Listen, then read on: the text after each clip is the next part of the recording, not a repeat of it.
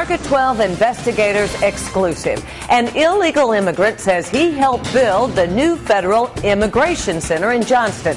The scandal coming to light after the undocumented worker says the subcontractor failed to pay him and others for their work. The worker also claims he wasn't the only one working illegally at the site. The brand new building, slated to be complete by the end of the summer, will house the U.S. Citizenship and Immigration Services Field Office for Rhode Island.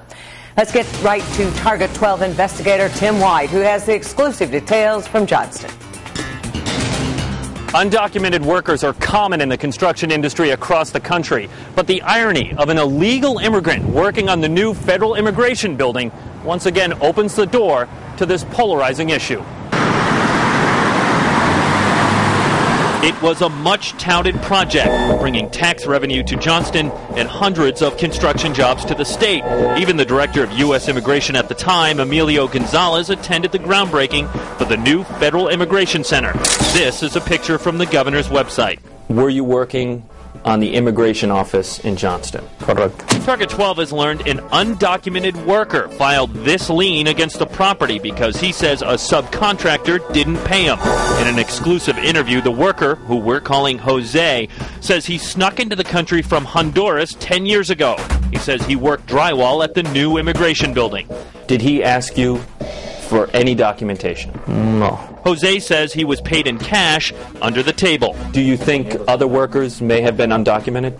Sí.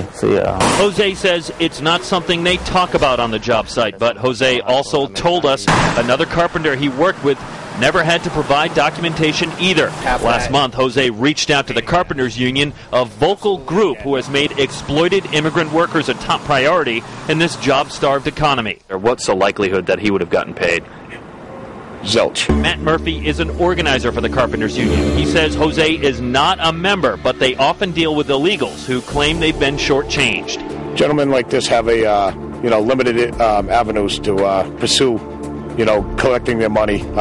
These contractors know that. The lien claims Jose is owed $2,300. He says he worked for this man, Joseph Pagliaro, owner of Ocean State Drywall and a subcontractor on the immigration building project. Pagliaro confirms for Target 12 that Jose worked on the job, but says he didn't hire him. I took on the job. I did the job, and I subbed out the job to another contractor. So it technically was my job. When I subbed it out to the other contractor, everything was fine. I had no idea he had illegals, or this is the first I'm hearing of this. But Jose disputes that claim, saying he dealt only with Pagliaro, not another sub. Is that your phone right there? Yeah. That's me calling it. So if he gave me your number, that means you did have contact with him, doesn't it? I didn't say I didn't have contact with him. I said I didn't hire him. I know who he was. He worked on my job. He worked on the job. Yes, he did.